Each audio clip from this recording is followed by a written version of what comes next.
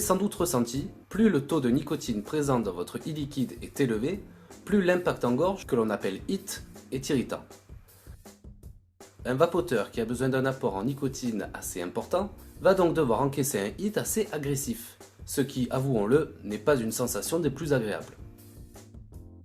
Face à ce dilemme, notre ami vapoteur va naturellement se tourner vers des taux de nicotine moins élevés, et donc plus doux au niveau du HIT. Et pour combler son manque de nicotine, il va avoir tendance à utiliser beaucoup plus souvent sa cigarette électronique. Le sel de nicotine a été conçu pour éviter ça. Contrairement à ce que son nom l'indique, le sel de nicotine n'est pas constitué de cristaux, mais existe en réalité sous forme liquide.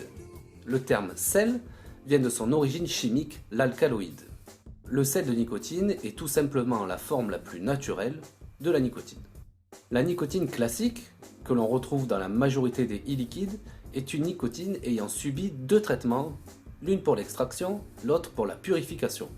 C'est ce qu'on appelle la nicotine de qualité pharmaceutique.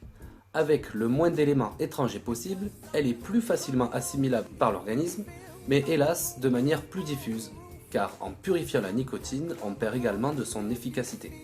C'est ce qui nous mène à la règle des 2-10, selon laquelle il faut 10 minutes de vapotage pour obtenir le même effet que 10 secondes de cigarette traditionnelle. Le sel de nicotine, quant à lui, et de par son extraction plus naturelle, est plus résistant. L'assimilation en nicotine dans le corps se rapproche donc bien plus des sensations que l'on peut ressentir avec une cigarette traditionnelle. Ce qui nous amène à un sevrage beaucoup plus efficace, sans surconsommation de e-liquide. Mais l'avantage premier du sel de nicotine reste sa douceur en gorge. Et qui dit sensation plus agréable, dit encore une fois, sevrage plus facile.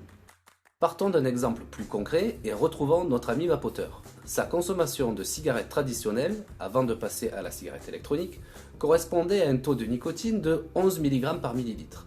Après quelques semaines, et à force de tousser, il a dû revoir à la baisse son taux de nicotine avant même d'être prêt à diminuer sa consommation quotidienne. Évidemment, en passant sur du 6 mg par millilitre, il a pratiquement doublé sa fréquence d'utilisation. Tout ceci est bientôt de l'histoire ancienne. Le sel de nicotine offre une belle alternative à un bon nombre de vapoteurs.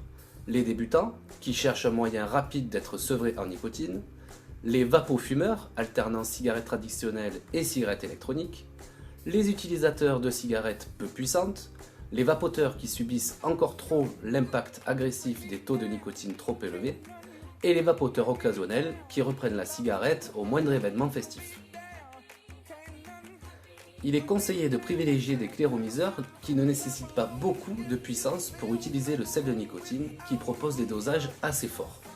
On va donc utiliser des modèles en inhalation indirecte ou des cigarettes électroniques de type pod.